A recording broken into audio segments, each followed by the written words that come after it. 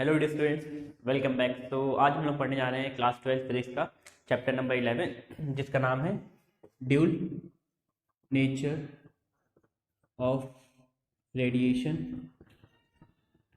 And matter. ठीक है, सब लोग पढ़ेंगे dual nature of radiation and matter. अगर आपको याद होगा तो लास्ट चैप्टर नंबर 10 में हमने डिस्कस किया था कि जो वेव होती है, सॉरी जो लाइट होती है उसके पास कौन सा नेचर होता है, वेव नेचर होता है।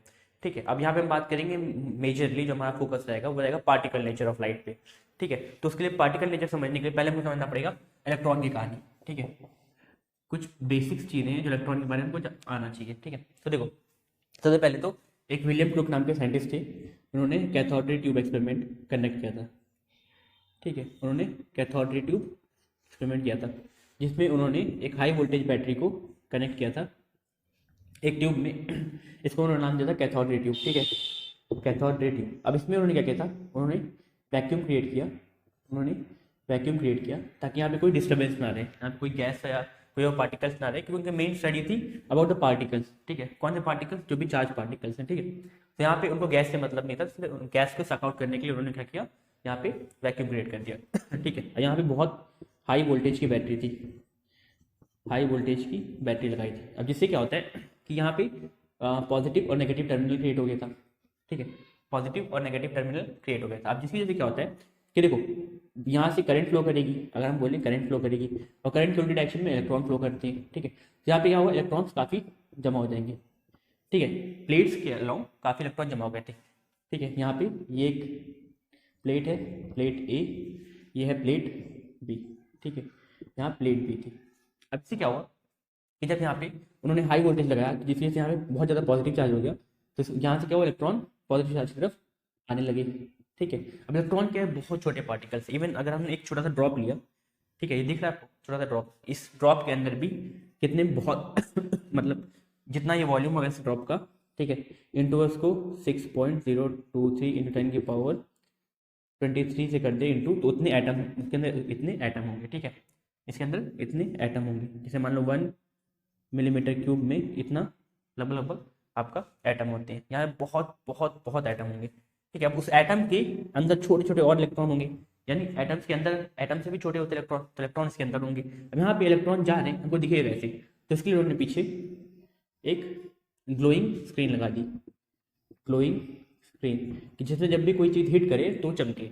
ठीक है, तो जब उन्होंने देखा, जब स्विच ऑन किया उन्होंने, तो देखा कि यहाँ पे बहुत ज़्यादा ग्लोनेस शुरू हो गई, यानी चमकने लगा स्क्रीन पीछे जो लगा था इस ट्यूब के। अब देखो जो प्लेट अगर सामने देखें तो प्लेट में छेद था, जैसे मैश होता है, मैश था। अब इलेक्ट्रॉन यहाँ से आया था, इसको पार करते हुए पीछे जो स्क्रीन लगी है उसमें जाके टकरा के चमक रहे थे। ठीक है, तो उन्होंने ऑब्जर्व किया कि यहाँ पे कोई एक चार्ज पार्टिकल है जो यहाँ पे जाके हिट कर रहा है ना, और जिसकी वजह से क्या है, जिसकी वजह से यहाँ पे ग्लो हो रही है। तो इससे उन्होंने कुछ डिस्कवर किया पार्टिकल को, मगर इस डिस्कवरी को आगे बढ़ाया थॉमसन ने। ठीक है, तो कैथोड रे ट्यूब किसने किया था, विलियम क्रूक ने। तो पहला हमारा कंफ्यूजन ये हो गया कि विलियम क्रूक जो है डिस्कवर्ड कैथोड रे ट्यूब। ये जो ट्यूब है इसको हम कैथोड रे ट्यूब बोलते हैं। ठीक है, इसको हम बोलेंगे cathode ray tube, because cathode positive charge होता है, तो यहाँ पॉजिटिव चार्ज की तरफ कोई अट्रैक्ट हुआ था नेगेटिव चार्ज। ठीक है, अब यहाँ पे जो नेगेटिव चार्ज अट्रैक्ट हुआ था, है ना, तो वो कौन सा था, इलेक्ट्रॉन था। किसने बताया, जे थॉमसन ने। जे थॉमसन ने इस एक्सपेरिमेंट को थोड़ा और आगे करते हुए उन्होंने क्या किया, उन्होंने इसी सेटअप में बस क्या किया, इलेक्ट्रिक फील्ड और इसी के परपेंडिकुलर मैग्नेटिक फील्ड लगा दी। ठीक है, इसी में इलेक्ट्रिक और मैग्नेटिक फील्ड लगा दी। अब इलेक्ट्रिक फील्ड इस डायरेक्शन में या इस डायरेक्शन में, जिस डायरेक्शन में होता है उसके जस्ट परपेंडिकुलर मैग्नेटिक फील्ड, यहाँ देखो इलेक्ट्रिक फील्ड अगर ऐसे, मैग्नेटिक फील्ड अंदर की तरफ है। ठीक है, अगर हम देखें ये इलेक्ट्रिक फील्ड ऊपर के डायरेक्शन में, तो मैग्नेटिक फील्ड देखो अंदर की तरफ है। ठीक है, तो मैग्नेटिक फील्ड अंदर की तरफ, यानी इलेक्ट्रिक फील्ड ऐसे है तो मैग्नेटिक फील्ड अंदर की तरफ ऐसे। ठीक है, अंदर की तरफ बोर्ड के। तो यहाँ पे उन्होंने ऐसा देखा, उन्होंने नोटिस किया कि जो चार्ज पार्टिकल थे, जो भी चार्ज पार्टिकल थे, उस टाइम डिस्कवर हुआ नहीं था, तो उस टाइम जो भी चार्ज पार्टिकल थे ये इलेक्ट्रिक फील्ड सिर्फ जब लगाते थे, इलेक्ट्रिक फील्ड में पता है इलेक्ट्रिक फील्ड कहाँ चलती है, पॉजिटिव से नेगेटिव की तरफ। तो जब उन्होंने इलेक्ट्रिक फील्ड लगाया तो देखा ये जो चार्ज पार्टिकल जो कि इलेक्ट्रॉन है वो हल्का सा ऊपर की तरफ रिफ्लेक्ट हो गया। फिर जब उन्होंने मैग्नेटिक फील्ड लगाया, ठीक है, उन्होंने जब मैग्नेटिक फील्ड लगाया तो देखो चार्ज पार्टिकल थोड़ा सा नीचे की तरफ रिफ्लेक्ट हो गया। ठीक है, फिर जब दोनों ही इलेक्ट्रिक और मैग्नेटिक फील्ड लगाया सेम इंटेंसिटी की, तो देखा चार्ज पार्टिकल अनरिफ्लेक्टेड जैसे पहले गया था वैसे ही चला गया। यहाँ से उन्होंने देखा कि जो चार्ज पार्टिकल है ये डिफ्लेक्ट हो रहा है इलेक्ट्रिक और मैग्नेटिक फील्ड में। तो इस एक्सपेरिमेंट की हेल्प से उन्होंने इलेक्ट्रॉन की खोज की। तो इलेक्ट्रॉन, उन्होंने बोला कि कोई चार्ज पार्टिकल है जो जा रहा है इस किसी तरफ, पॉजिटिव प्लेट की तरफ, यानी वो चार्ज पार्टिकल कैसे है, नेगेटिव नेचर का है, यानी कोई नेगेटिव चार्ज पार्टिकल है जिसको उन्होंने नाम दिया इलेक्ट्रॉन। तो electron was discovered by J Thomson. J Thomson ने इलेक्ट्रॉन की डिस्कवरी की, और उन्होंने इस एक्सपेरिमेंट से, है ना, ये पैरेलल सेटअप लगाने के बाद इलेक्ट्रिक और मैग्नेटिक फील्ड का, इस सेटअप से उन्होंने एक और चीज डिस्कवर कर लिया, यानी एक और चीज कैलकुलेट कर लिया उन्होंने। J Thomson also calculated the charge by mass ratio, जो कि कितना था 1.75 इंटू 10⁻11 कूलम पर। चार्ज की यूनिट क्या होती है, कूलम, और मास की यूनिट केजी।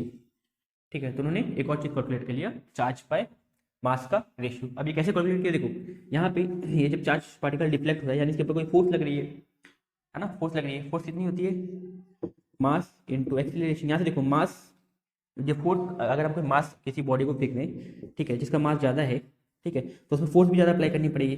ठीक है, किसी बॉडी का अगर मास कम है, जैसे मान लो ये जो पत्थर है ये 1 kg का है, लेट्स से, या कोई भी पार्टिकल है 1 kg का, लेट्स से पत्थर ही है, या कोई मेटल है 1 kg का, यहाँ पे जो दूसरा मेटल है वो है 5 kg का। ठीक है, अगर आपने थ्रो किया दोनों को, है ना, उसमें आपने एक्सटर्नल फोर्स लगाई, या एक काम करते हैं, देखो हमने बोला 1 ग्राम का पत्थर है और एक 5 किलो का पत्थर है, और बहुत तेजी से हवा आ रही है, ठीक है, हवा का डायरेक्शन ये, तो क्या लगता है कौन सा पार्टिकल डिफ्लेक्ट हो जाएगा उसके अंदर। देखो हो सकता है 5 kg वाला भी डिफ्लेक्ट हो जाए, मगर इसका डिफ्लेक्शन बहुत कम होगा एज कम्पेयर टू जो ये 1 kg वाला डिफ्लेक्ट होगा।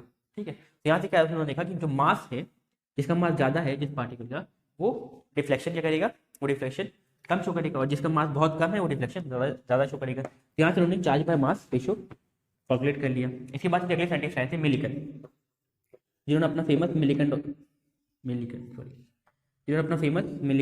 ऑयल ड्रॉप एक्सपेरिमेंट किया।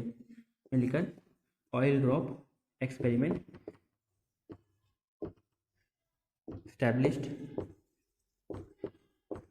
that electron is quantized। तो उन्होंने बोला कि जो इलेक्ट्रॉन है ये क्वांटाइज होता है। क्वांटाइज मतलब देखो कि जो चार्ज पार्टिकल है इलेक्ट्रॉन, ठीक है, ये किस फॉर्म में होगा, ये फॉर्म होगा Q = NE। Quantization of charge हमने पढ़ा था पहले चैप्टर में, सबसे पहला चैप्टर का सबसे पहला टॉपिक ही था क्वांटाइजेशन ऑफ चार्ज। ठीक है, अगर आप नहीं जानते तो देख सकते हैं वीडियो, आपको क्लियर हो जाएगा। यहाँ पे हम इसके बारे में डिटेल में बात नहीं करेंगे, यहाँ से हम आपको थोड़ा थोड़ा रफ आइडिया देते हैं कि देखो जो चार्ज होता है, जैसे मान लो इलेक्ट्रॉन जो होगा वो या तो 1 इलेक्ट्रॉन की चार्ज, टोटल चार्ज होगा ऑयल पे, या तो 1 इलेक्ट्रॉन के बराबर होगा, या तो 2 इलेक्ट्रॉन के बराबर होगा, या तो 3 इलेक्ट्रॉन के बराबर होगा, या 4 इलेक्ट्रॉन के बराबर होगा। बेसिकली उन्होंने किया, उन्होंने यहाँ पे हाई वोल्टेज क्रिएट कर दिया और यहाँ से ऑयल पास किया। ठीक है, यहाँ से ऑयल ड्रॉप पास किया। ठीक है, जब ऑयल ड्रॉप पास हो रहा था, ठीक है, तो ऑयल ड्रॉप किस वेलोसिटी से नीचे गिर रहा था, या उस पर कितना फोर्स लगे गिरते रहे, देखो नीचे उसको ग्रेविटेशन फोर्स लगी। ठीक है, और उन्होंने इलेक्ट्रिक फील्ड लगा दिया यहाँ पे। ठीक है, क्या कर दिया, इलेक्ट्रिक फील्ड लगा दिया, जिससे चार्ज पार्टिकल, ये जो पार्टिकल छोटे छोटे ये चार्ज हो गए। ठीक है, ये चार्ज हो गए, तो इसकी जैसे क्या है कि इनके ऊपर इलेक्ट्रोस्टैटिक फोर्स भी लगने लगी, है ना। तो उन्होंने इसको कैलकुलेट किया, इलेक्ट्रोस्टैटिक फोर्स और ग्रेविटेशन फोर्स को, और फिर फाइनली जाकर उन्होंने चार्ज इलेक्ट्रॉन कैलकुलेट कर लिया। ठीक है, तो उन्होंने चार्ज ऑन इलेक्ट्रॉन कैलकुलेट कर लिया,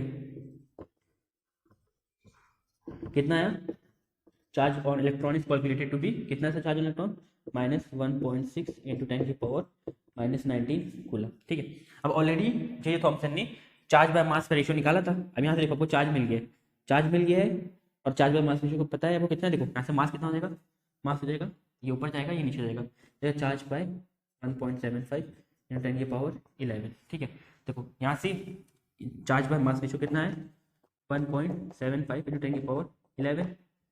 ठीक है, अब ये ऊपर गया इंटू में यहाँ पे आके डिवाइड हो जाएगा, तो ये जगह ई चार्ज उन्होंने निकाल लिया था, कितना था 1.6 इंटू 10⁻19 कूलम। चलो अभी इसको छोड़ देते थोड़े देखिए, यूनिट पे नहीं ध्यान देते। यहाँ पे देखो जब इनको फाइनली इसको कैलकुलेट किया तो ये आया लगभग 9.1 इंटू 10⁻, ऊपर जाएगा -31, हाँ -31 kg। तो उन्होंने फाइनली निकाल लिया कि मास ऑफ इलेक्ट्रॉन कितना होता है। तो इससे पूरी डिस्कवरी हो गई इलेक्ट्रॉन की। तो इलेक्ट्रॉन का चार्ज बाय मास रेशियो कितना होता है, जे थॉमसन निकाला था 1.75 इंटू 10⁻11 कूलम। चार्ज कितना निकाला था मिलिकन ने अपने एक्सपेरिमेंट में, जो चार्ज था इलेक्ट्रॉन में वो कितना था 1.6 इंटू 10 की पावर -19 कूलम। अब ये नेगेटिव साइन शो करता है कि ये चार्ज इलेक्ट्रॉन पे वो कैसा है, नेगेटिव है, ठीक है। इसके बाद फिर उन्होंने देखा, फिर फाइनली उन्होंने मिलकर ने जे थॉम्सन की इक्वेशन का यूज करके क्या निकाल लिया, मास और इलेक्ट्रॉन। तो इससे हमको इलेक्ट्रॉन की पूरी पूरी जानकारी मिल गई, ठीक है। तो इलेक्ट्रॉन क्या होता है समझ में। अब देखो यहाँ पे हम बात करेंगे dual nature of radiation and matter, यानी वेव नेचर हमने पढ़ चुका है ऑलरेडी वेव ऑप्टिक्स में, ठीक है। यहाँ पे हम लोग बेसिकली फोकस करेंगे किस पे, पार्टिकल नेचर पे। पार्टिकल क्या होता है, पार्टिकल में हम बेसिकली स्टडी करेंगे इलेक्ट्रॉन की, ठीक है। तो यहाँ सॉरी इलेक्ट्रॉन के टर्म में हम सारी कैलकुलेशन करेंगे, ठीक है। तो यहाँ पे हम लोग को इलेक्ट्रॉन के बारे में जानना बहुत जरूरी था। तो ठीक है, ये सब आपको बेसिकली पहले आता था, बट ठीक है, फिर एक बार डिवीजन हो गया। तो इसके बाद हम बात करेंगे इलेक्ट्रॉन एमिशन की। देखो अब हमारा मेन फोकस रहेगा पार्टिकल नेचर पर। हमने आपको बता दिया है कि जो वेव नेचर है वो हमने सारा लास्ट चैप्टर में पढ़ लिया। यहाँ पर हम लोग का मेन फोकस रहेगा किस पे, पार्टिकल नेचर पे। जहाँ पार्टिकल नेचर पे बात करने से पहले हम बात करेंगे इलेक्ट्रॉन एमिशन की, सॉरी इलेक्ट्रॉन एमिशन की, ठीक है। तो देखो अब यहाँ पार्टिकल नेचर पर, जैसे कि हमने आपको लास्ट टाइम एग्जाम्पल दिया था, लेट्स से हमारे पास कोई भी एक मेटल सरफेस है, ठीक है, कोई मेटल सरफेस है, उससे अगर हम कोई भी लाइट हिट करेंगे, कोई भी रेडिएशन हिट करेंगे इसमें, तो क्या होता है, इलेक्ट्रॉन निकलता है, उसमें से इलेक्ट्रॉन निकलता है। जैसे अगर एग्जाम्पल लेके दिखाएं, यहाँ पे देखो हमारे पास जैसे लेट से सोलर सेल होता है, ठीक है। सोलर सेल जब उसमें धूप पड़ती है, धूप इस क्या है, धूप इस रेडिएशन, धूप पड़ती है, तो जो यहाँ पे दो टर्मिनल होते हैं सोलर पैनल पे, वो कनेक्टेड होते हैं बैटरी से, ठीक है। किससे कनेक्टेड है, बैटरी से। जहाँ धूप पड़ती है तो यहाँ से क्या होता है, इलेक्ट्रॉन निकलता है, इलेक्ट्रॉन मूव करता है, और मूव करने का क्या होता है, यहाँ से इलेक्ट्रॉन जब मूव करेगा यहाँ पे क्या आएगी, करंट आएगी, ठीक है। अब करंट आ रही है, अब करंट आने की वजह से क्या होगा, ये बैटरी चार्ज होगी। तो हमको पता है कि जब भी सोलर सेल हम लगाते हैं छत पे अपने, है ना, जिसमें धूप पड़ती है, तो उसकी वजह से क्या होता है, हमारा इन्वर्टर चार्ज होता है। तो यहाँ वही सेम प्रिंसिपल यूज करेंगे। अब देखो ये बात है लगभग 19वीं सेंचुरी की, ठीक है। तो उस टाइम तक सोलर सेल वगैरह कुछ थे नहीं, तो वही सब एक्सपेरिमेंट की बदौलत हम आज यूज कर पा रहे हैं सोलर सेल। इलेक्ट्रॉन एमिशन क्या होता है कि हमने देखा कि जब हम लाइट को या तो रेडिएशन को, चलो रेडिएशन की बात करते हैं, हमने रेडिएशन को जब भी इमिट किया, ठीक है, जब भी इंसिडेंट किया किस पे, जब भी रेडिएशन इंसिडेंट हुई, टकराई किससे, मेटल बॉडी से, कोई भी मेटल बॉडी से, तो वहाँ पे क्या होता है, वहाँ पे देखा कि इलेक्ट्रॉन इमिट हो रहा है, ठीक है, वहाँ पे इलेक्ट्रॉन इमिट हो रहा है। अब देखो यहाँ पे जो रेडिएशन है, क्या कर रही है, एनर्जी दे रही है। यानी बेसिकली हम बोल सकते हैं कि यहाँ से मेटल बॉडी से अगर हमको कोई भी इलेक्ट्रॉन को निकालना है तो हमको उसको क्या देना पड़ेगा, एनर्जी देना पड़ेगा, ठीक है। अब इसको एटम के टर्म में समझते हैं। जैसे मानो हमारे पास एटम है, इसमें बीच में प्रोटॉन है और बाहर इलेक्ट्रॉन रिवॉल्व कर रहा है उसकी, ठीक है, उसके बाहर इलेक्ट्रॉन रिवॉल्व कर रहा है। अब इलेक्ट्रॉन के रिवॉल्व करने से क्या होता है कि देखो इलेक्ट्रॉन इससे बंधा हुआ है, ठीक है, किससे, इलेक्ट्रोस्टैटिक फोर्स से। हमने पढ़ा ना जब भी कूलम्स लॉ में, जब भी दो चार्ज पार्टिकल होंगे, पॉजिटिव नेगेटिव या कोई भी चार्ज पार्टिकल होते हैं, तो उसके बीच में एक फोर्स लगती है जिसको हम बोलते हैं इलेक्ट्रोस्टैटिक फोर्स, है ना। तो यहाँ पे देखो चार्ज पार्टिकल है, इनके बीच में इलेक्ट्रोस्टैटिक फोर्स लगेगी, ठीक है। अब यहाँ पे इलेक्ट्रोस्टैटिक फोर्स जो लग रही है ये इसको बांध के रखी है, इस इलेक्ट्रॉन को क्या करिए, बांध दिए। इलेक्ट्रॉन क्या है, बाइंडेड है किससे, इस एटम में। अब इस इलेक्ट्रॉन को निकाल लिया सिलेक्ट से, अभी इलेक्ट्रॉन यहाँ से निकल गया, ठीक है। तो ये क्या हो जाएगा, प्रोटॉन पॉजिटिवली चार्ज हो जाएगा। जैसे मान लो सोडियम है, एग्जाम्पल के लिए सोडियम में इसके पास 11 इलेक्ट्रॉन होते हैं, 11 प्रोटॉन होते हैं। अभी सोडियम से हमने इलेक्ट्रॉन निकाल लिया, ठीक है, एक इलेक्ट्रॉन निकाल लिया, तो क्या बचेंगे सोडियम के पास, सोडियम में बचेंगे 10 इलेक्ट्रॉन और 11 प्रोटॉन। तो हमने इसमें ये पॉजिटिव चार्ज हो गया, बिकॉज ये पास एक प्रोटॉन ज़्यादा है। इस तरह ये एटम क्या हो जाएगा, पॉजिटिव चार्ज हो जाएगा। अभी पॉजिटिव चार्ज हो जाएगा तो ये पकड़ के वापस से खींच के इलेक्ट्रॉन को वापस ले आएगा, ठीक है। इसका मतलब हमको इस इलेक्ट्रॉन को इतनी एनर्जी देनी पड़ेगी ताकि ये बहुत तेज़ी से इससे निकल जाए। इसे बहुत तेज़ी से निकल जाएगा तब क्या होगा, तब ये खींच नहीं पाएगा, ठीक है, समझ में। तो जो एनर्जी हम इसको देते हैं किसको, एटम को, ताकि वो इलेक्ट्रॉन को निकाल दे अपने अंदर से, ठीक है। तो या तो हम बोलते हैं जो एनर्जी हम इसे इलेक्ट्रॉन को प्रोवाइड करते हैं, जिससे इलेक्ट्रॉन इस एटम को छोड़ के चला जाए, उसी को हम क्या बोलते हैं, इलेक्ट्रॉन एमिशन। तो क्या होता है, it is phenomena of removing of electron from atom. जैसे यहाँ पे मेटल की बात करें तो फ्रॉम मेटल सरफेस। अब देखो मेटल सरफेस क्या है, ये एटम का कलेक्शन ऑफ एटम है। कोई भी चीज़ है दुनिया में सब एटम से बनी है, तो ये मेटल सरफेस भी एटम से बनी है। यहाँ पे metal surface power metal surface के बारे में ही क्यों बात करें, बिकॉज मेटल के पास हमको पता है कि इसके पास बहुत सारे फ्री इलेक्ट्रॉन होते हैं, बहुत सारे फ्री इलेक्ट्रॉन्स होते हैं, ठीक है। अब वहीं बात करें नॉन मेटल की, तो नॉन मेटल के पास जितने भी इलेक्ट्रॉन्स होते हैं वो फ्री नहीं होते। तो यहाँ पे हम बात करेंगे सिर्फ किसकी, मेटल की, क्योंकि यहाँ पे बहुत सारे फ्री इलेक्ट्रॉन होते हैं, हमको समझने में आसानी रहेगा, ठीक है। तो हम यहाँ पे सिर्फ और सिर्फ मेटल सरफेस के बारे में बात करेंगे। बाद में आप आगे पढ़ेंगे सेमीकंडक्टर में भी ये फिनोमिना देखने को मिलता है। इवन जो हम लोग का सोलर सेल है वो सेमीकंडक्टर से ही बनता है, ठीक है, डोपिंग वगैरह से। वो हम आगे चैप्टर में पढ़ेंगे जब सेमीकंडक्टर पढ़ेंगे, बट अभी हम लोग का फोकस रहेगा सिर्फ मेटल बॉडी में। यहाँ हम बात करते हैं phenomena of removing of electron from the metal surface by providing minimum amount of energy, ठीक है। तो हम कुछ कम से कम एनर्जी देंगे जिससे इलेक्ट्रॉन बाहर आ जाएगा, ठीक है। और जो एनर्जी हम देते हैं इसको जिससे इलेक्ट्रॉन बाहर आता है उसी को हम बोलते हैं वर्क फंक्शन। तब अगली टर्म जो हमारी है वो है वर्क फंक्शन। तो याद रखना है इंपॉर्टेंट, वर्क फंक्शन होता है फाइनाइट। ये क्या होता है? It is minimum amount of energy required to eject an electron from the metal surface। तो मेटल सरफेस से जो हमको कम से कम एनर्जी देनी पड़ी जिससे वो मेटल सरफेस को छोड़ के इलेक्ट्रॉन बाहर आ जाए तो उसी को क्या बोलते हैं? वर्क फंक्शन, ठीक है। तो ये क्या होता है? वर्क फंक्शन हम डिनोट करते हैं फाई नॉट से। फाई नॉट जो होता है वो होता है एच न्यू के बराबर, एच न्यू नॉट के बराबर। तो वर्क फंक्शन कितना होता है? H nu not, where H is Planck's constant. H क्या होता है? प्लैंक्स कांस्टेंट होता है। तो कई चीज़ें आगे जरूरत पड़ेगी जब हम लोग पढ़ेंगे आइंस्टाइन का फोटोइलेक्ट्रिक इफेक्ट, तो वहाँ पे जरूरत पड़ेगी। इससे पहले बता देते हैं प्लैंक्स कांस्टेंट क्या होता है। इसकी वैल्यू होती है 6.63 × 10⁻⁻34 जूल सेकेंड, ठीक है। वर्क फंक्शन क्या होता है? ये एनर्जी है, तो एनर्जी की यूनिट क्या होती है? जूल। मगर क्योंकि यहाँ पे एनर्जी बहुत छोटी होती है, बिकॉज इलेक्ट्रॉन क्या है, बहुत बहुत छोटा चार्जेस है, उसको एनर्जी बहुत कम लगती है। तो इसलिए यहाँ पे जो एनर्जी हम नापते हैं वो नापते हैं इलेक्ट्रॉन वोल्ट के टर्म में। यहाँ पे जो एनर्जी हो जाती है वो होती है इलेक्ट्रॉन वोल्ट। आपको बता चुके हैं जूल को इलेक्ट्रॉन वोल्ट में कन्वर्ट करने के हम सिंपली इसको मल्टीप्लाई कर देंगे 1.6, यानी चार्ज ऑफ इलेक्ट्रॉन से मल्टीप्लाई कर देंगे, वहाँ कन्वर्ट हो जाएगा, ठीक है। यहाँ पे बेसिकली वर्क फंक्शन आपको समझ आया होगा कि ये क्या होता है? मिनिमम अमाउंट ऑफ एनर्जी जो कि चाहिए जिससे हम क्या करें, इलेक्ट्रॉन को बाहर निकाल सकें, ठीक है। अब यहाँ बात आती है कि निकालते कैसे, ठीक है। निकालते कैसे? तो कौन सा मतलब कौन कौन सी एनर्जी हम दे सकते हैं जिससे इलेक्ट्रॉन निकल जाए। पहली हम बात करें टाइप्स, कौन कौन सी एनर्जी हम दे सकते हैं जिससे इलेक्ट्रॉन बाहर निकल जाए। तो पहली होती है थर्मो आयनिक एनर्जी, ठीक है। थर्मो आयनिक एनर्जी ये क्या होता है? थर्मो वर्ड मतलब थर्मल, थर्मल मतलब हीट, यानी हीट देके हम इलेक्ट्रॉन को बाहर निकाल सकते हैं किसी भी मेटल बॉडी से या तो एटम से। देखो तो क्या होता है? when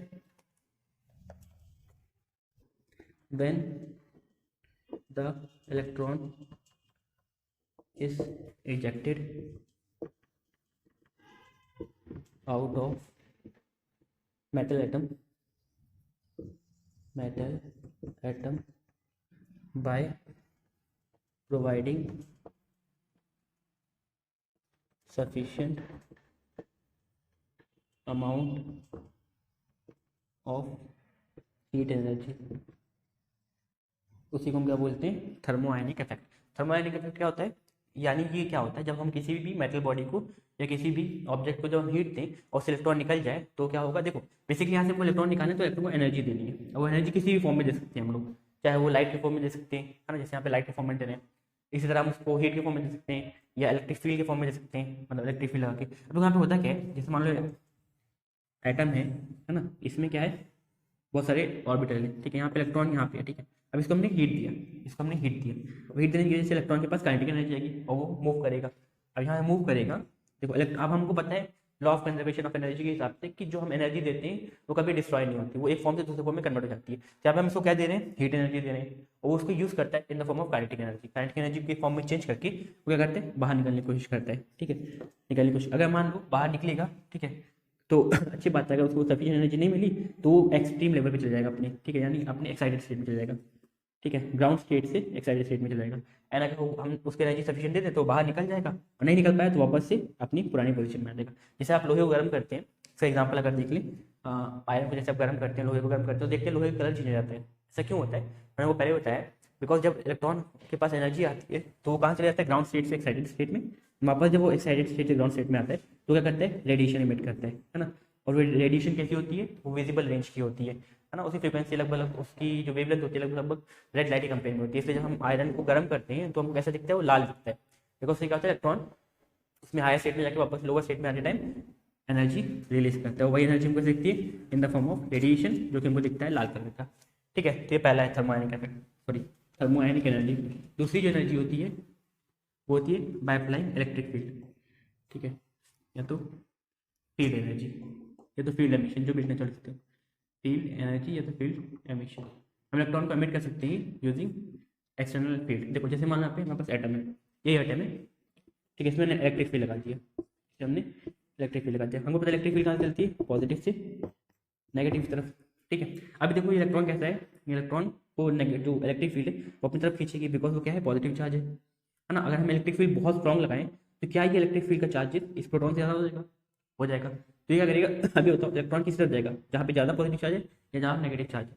ऑब्वियसली जहाँ पे ज़्यादा पॉजिटिव चार्ज है तो इलेक्ट्रॉन क्या होगा, इस तरफ खींच के चला जाएगा, है ना, इस तरफ खींच के चले जाएंगे। तो उसमें क्या करते हैं, हम इलेक्ट्रॉन को देखो निकाल लिए, इलेक्ट्रॉन को इजेक्ट करवा लिए एटम से बाय अप्लाइंग इलेक्ट्रिक फील्ड, तो इसी को हम क्या बोलते हैं, फील्ड एमिशन। तो इसमें क्या होता है, we can pull out an electron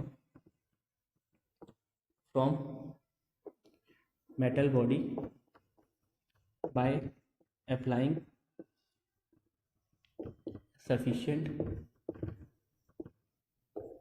amount of electric field, ठीक है। तो यहाँ पे हम बहुत ज़्यादा इलेक्ट्रिक फील्ड अप्लाई करके इलेक्ट्रॉन को इजेक्ट कर सकते हैं, ठीक है। और लास्ट जो आपका है वो है फोटो इलेक्ट्रिक एमिशन, लास्ट है थर्ड फोटो इलेक्ट्रिक एमिशन, यानी इसमें फोटो वर्ड जो होता है वो डिनोट करता है किसको, वो डिनोट करता है लाइट को। तो यहाँ पे हम क्या करते हैं, बाय इंसिडेंट या बाय इंसिडेंटिंग द लाइट या रेडिएशन ऑफ हायर नहीं लिख सकते, of sufficient frequency to eject an electron out of, किससे निकालने के लिए, हमको इजेक्ट करना है इलेक्ट्रॉन को out of the metal body से, ठीक है। तो अगेन देखो इसके एग्जांपल बताई चुके थे आपको, ठीक है। फील्ड एमिशन का एग्जांपल आपको होता है स्पार्क प्लग जो आपके बाइक वगैरह में लगा होता है। अगर आप देखेंगे उसमें क्या होता है, उसमें स्पार्क प्लग में आपका मेन जो पोर्शन होता है जहाँ से आप किक मारते हैं बाइक को, या तो आप बैटरी से पावर देते हैं, है ना, और दूसरी तरफ क्या होता है, एक वायर होती है जो इंजन से कनेक्टेड होती है। यहाँ पे क्या होता है, जब आप बहुत तेज फील्ड अप्लाई करते हैं जिस इलेक्ट्रॉन यहाँ से इमिट करके यहाँ पे आ जाएगा, मतलब जो आपका स्पार्क प्लग वाला हिस्सा है जहाँ से आप किक मार के बाइक को एनर्जी देते हैं, तो वहाँ से कहाँ चला जाएगा, इंजन वाले पार्ट में, इलेक्ट्रॉन जंप करके यहाँ आ जाएगा, ठीक है। तो उससे क्या होता है, देखो फील्ड अप्लाई हो जाती है और फील्ड की वजह से क्या होता है, इलेक्ट्रॉन एक जगह से दूसरी जगह चले जाते हैं, तो उससे हमें बाइक स्टार्ट हो जाती है, ठीक है। तो वहाँ पे क्या लगता है, फील्ड एमिशन लगता है। बात करें फोटो इलेक्ट्रिक एमिशन की, जैसे एग्जाम्पल होता है solar cell, solar panel, solar cell, वहाँ पे क्या होता है,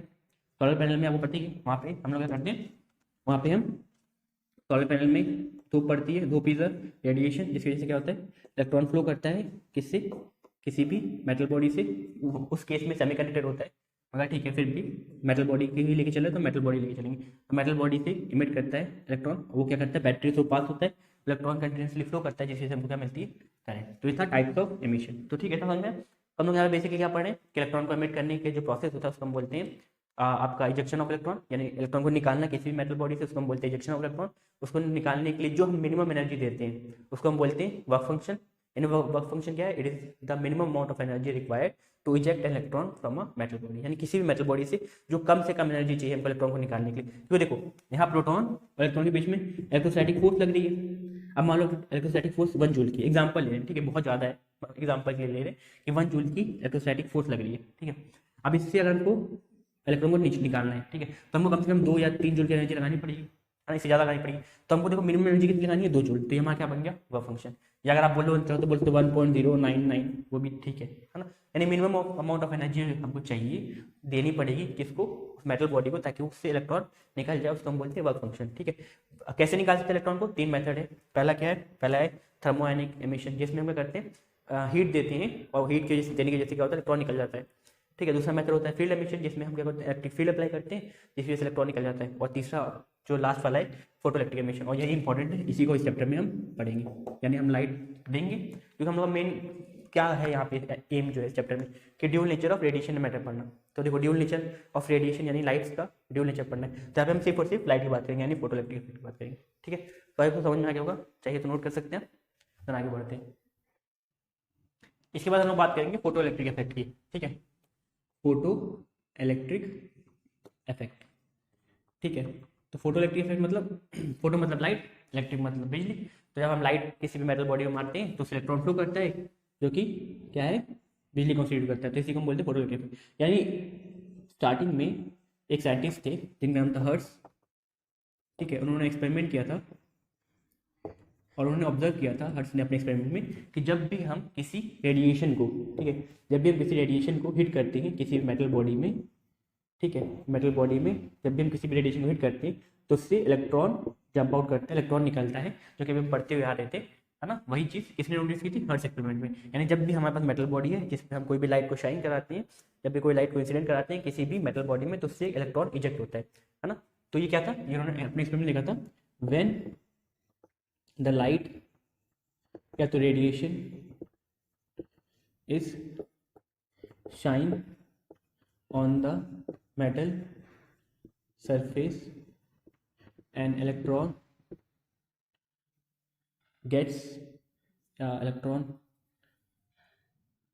absorbs some energy and eject out of metal body। और इस फिनोमेना को हम बोलते हैं फोटो इलेक्ट्रिक इफेक्ट। यानी फोटो इलेक्ट्रिक इफेक्ट जो क्या होता है, ये कैसा फिनोमेना होता है जिसमें हम जब भी लाइट को इंसिडेंट कराते हैं किसी भी मेटल बॉडी में तो उससे क्या होता है, उससे इलेक्ट्रॉन इजेक्ट होता है। तो ये हर्ट्ज ने नोटिस किया था और इसी को फर्दर स्टडी किया था साइंटिस्ट लेनार्ड ने अपने लेनार्ड्स एक्सपेरिमेंट में। तो उन्होंने इस एक्सपेरिमेंट को थोड़ा और आगे बढ़ाया और उन्होंने बहुत इंपॉर्टेंट चीज़ें नोटिस की। उन्होंने देखा कि जब हम इस लाइट को हिट कराते हैं तो इलेक्ट्रॉन निकलते हैं, जो कि किसने देखा था, लेनार्ड, हर्ट्ज ने अपने एक्सपेरिमेंट में देखा था। पहला तो उन्होंने यही नोटिस किया कि the incident radiation facilitates some energy to the electron to make या to pull it out of metal body, ठीक है। यहाँ पे लिखा है incident radiation facilitates some energy to the electron to pull it out of the metal body. यानी जब भी हम कोई रेडिएशन को हिट करते हैं तो उसकी वजह से इलेक्ट्रॉन बाहर निकल आता है। मगर यहाँ पे एक चीज़ जो नोटिस की थी उन्होंने, वो ये की थी कि जब उन्होंने रेडिएशन को हिट कराया था, बेसिकली उन्होंने अपने एक्सपेरिमेंट में अल्ट्रावायलेट रेज को यूज़ किया था, किसमें, जिंक प्लेट में, ठीक है।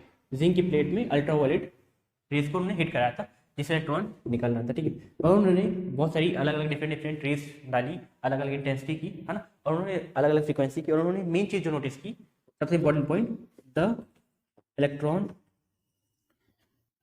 Will only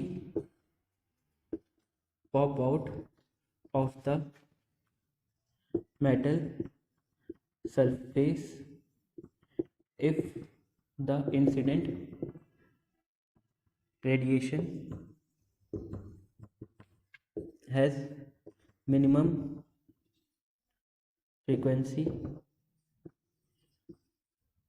required for electron to emit, and this minimum frequency is called threshold frequency. तो उन्होंने ये चीज़ बहुत इंपॉर्टेंट नोटिस की थी और इसका पर क्वेश्चन भी आया कि व्हाट इज थ्रेशोल्ड फ्रीक्वेंसी। 2014-2013 के आसपास में से क्वेश्चन बनाए और 2019 के आसपास शायद से एग्जैक्टली आप देख सकते हैं पेपर्स में कि इसमें क्वेश्चन आया है 1-2 साल, पिछले 10 साल में 1-2 साल क्वेश्चन आया इसकी थ्रेशोल्ड फ्रीक्वेंसी क्या होती है। तो देखो उन्होंने नोटिस किया कि जब उन्होंने लाइट को इंसिडेंट कराया मेटल बॉडी में तो सारी लाइट्स पे इलेक्ट्रॉन इमिट नहीं हुए थे, कुछ ही लाइट्स थी जिस पे इलेक्ट्रॉन एमिट हुए थे, जिसकी फ्रीक्वेंसी, जिन लाइट की फ्रीक्वेंसी किस क्या थी, बड़ी थी थ्रेशोल्ड फ्रीक्वेंसी से। तो थ्रेशोल्ड फ्रीक्वेंसी को हम दिखाते हैं न्यू नॉट से, ठीक है, न्यू नॉट से। यानी न्यू नॉट क्या है, थ्रेशोल्ड फ्रीक्वेंसी क्या है, ये मिनिमम अमाउंट ऑफ एनर्जी है, ये सबसे कम एनर्जी जो है जो इलेक्ट्रॉन को बाहर निकालने के लिए हमको जरूरी है, ठीक है। यानी इस फ्रीक्वेंसी के ऊपर ही इलेक्ट्रॉन बाहर आएंगे, इससे कम में इलेक्ट्रॉन बाहर आएंगे। समझते हैं, देखो जैसे मान लो इलेक्ट्रॉन को बाहर आने के लिए चाहिए 1 जूल की एनर्जी, लेट्स से 1 जूल की एनर्जी, और आप उसको दोगे 0.5 जूल की एनर्जी, तो इलेक्ट्रॉन बाहर आएगा, नहीं आएगा। तो हमको कम से कम 1 जूल से ऊपर एनर्जी देनी है, जैसे 1.01 जूल, है ना। सो जो मिनिमम अमाउंट ऑफ एनर्जी है रिक्वायर्ड जो होती है उसको हम बोलते हैं थ्रेशोल्ड, सॉरी वर्क फंक्शन, है ना, वर्क फंक्शन जिसको हम फाइव नॉट से डिनोट करते थे। वहाँ पे हमने लिखा था फाइव नॉट का फॉर्मूला, अगर आपको याद होगा, फाइव नॉट होता है एच न्यू नॉट। यहाँ पे देखो मिनिमम अमाउंट ऑफ एनर्जी किस पे डिपेंड करती है, फ्रीक्वेंसी पे। कौन सी फ्रीक्वेंसी, थ्रेशोल्ड फ्रीक्वेंसी। याद है मैंने पढ़ा था work function equals to H nu nought, that nu not is threshold frequency. यानी अगर हमको इलेक्ट्रॉन को बाहर निकालना है तो लाइट की फ्रीक्वेंसी कितनी होनी चाहिए, कम से कम इतनी होनी चाहिए कि वो इलेक्ट्रॉन को बाहर निकाल दे। सॉरी, तो यहाँ पे अगर हम बात करें तो वो मिनिमम फ्रीक्वेंसी क्या है जिस पे इलेक्ट्रॉन बाहर आ जाएगा, उसी को हम क्या बोलते हैं, थ्रेशोल्ड फ्रीक्वेंसी। यानी जो लाइट के पास मिनिमम अमाउंट ऑफ फ्रीक्वेंसी होनी चाहिए जिसको जब हम मिसरेंट कराएंगे मेटल बॉडी में तो इलेक्ट्रॉन बाहर आएगा, उसी को हम क्या बोलते हैं, थ्रेशोल्ड फ्रीक्वेंसी। ठीक है, और तीसरा ऑब्जर्वेशन का ये था कि जो थ्रेशोल्ड फ्रीक्वेंसी है, थ्रेशोल्ड फ्रीक्वेंसी डिपेंड्स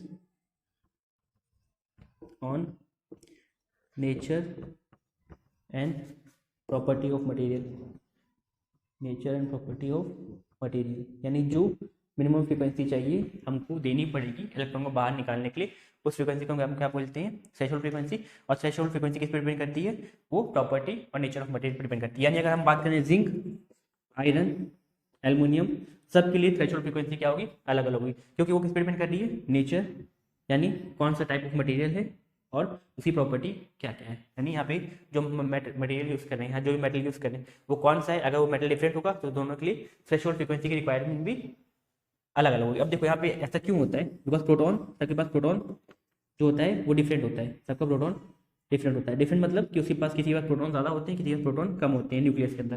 तो जिसके पास प्रोटॉन ज़्यादा होगा वो इलेक्ट्रॉन को उतना ही ज़्यादा स्ट्रॉन्गली बांध के रखेगा, ठीक है।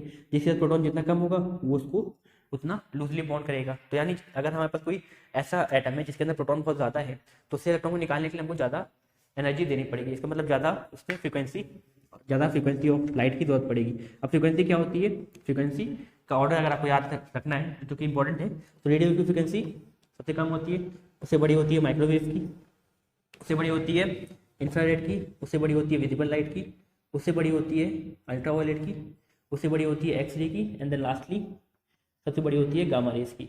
ठीक है, यानी ये इलेक्ट्रोमैग्नेटिक वेव वाले चैप्टर में हमने पढ़ा था फ्रीक्वेंसी और वेवलेंथ। ठीक है, वेवलेंथ इसका उल्टा होता है, वेवलेंथ सबसे बड़ी रेडियो वेव की होती है और फ्रीक्वेंसी सबसे बड़ी जो होती है वो होती है गामा रेज की। ठीक है, बाकी अगर फ्रीक्वेंसी वगैरह क्या होता है सब जानना है तो आप वो वीडियो देख सकते हैं। ठीक है, तो यहाँ पे बेसिकली हम लोग को लेनार्ड एक्सपेरिमेंट से बहुत इंपॉर्टेंट चीज़ जो पता चली कि थ्रेशोल्ड फ्रीक्वेंसी क्या होती है, वो मिनिमम अमाउंट ऑफ फ्रीक्वेंसी है जो लाइट के पास होनी चाहिए अगर उसको इलेक्ट्रॉन को निकालना पड़ेगा। थ्रेशोल्ड फ्रीक्वेंसी से कम अगर फ्रीक्वेंसी है लाइट की तो इलेक्ट्रॉन नहीं निकलेगा। थ्रेशोल्ड फ्रीक्वेंसी के जितनी अगर एनर्जी है तो इलेक्ट्रॉन निकल जाएगा मगर उसके पास काइनेटिक एनर्जी कुछ भी नहीं रहेगी। और थ्रेशोल्ड फ्रीक्वेंसी से ज़्यादा अगर फ्रीक्वेंसी है तो इलेक्ट्रॉन निकलेगा भी, उसके पास काइनेटिक एनर्जी भी होगी। जैसे एग्जाम्पल ये समझे, जैसे ये बॉल है, एक और बॉल आके इसको हिट कर रही है, ठीक है, ये बॉल उसको हिट की और उसके पास इतनी मतलब मान लो हिट करके यहाँ हिट भी नहीं कर पाई, ये बॉल आके यहाँ पे रुक गई। ठीक है, सर इस बॉल के पास बहुत कम एनर्जी है, ये मैंने वो हिट करके इसको मूव भी नहीं करा पाई।